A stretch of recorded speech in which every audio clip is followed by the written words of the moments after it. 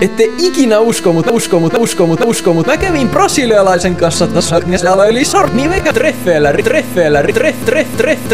Rio de Janeirossa. Ja mulla iski hirveä kateus.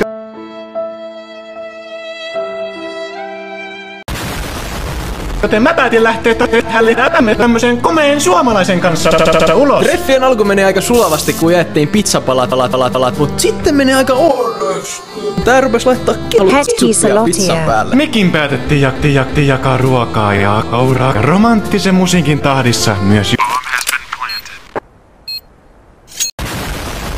Juomat meni jakoon.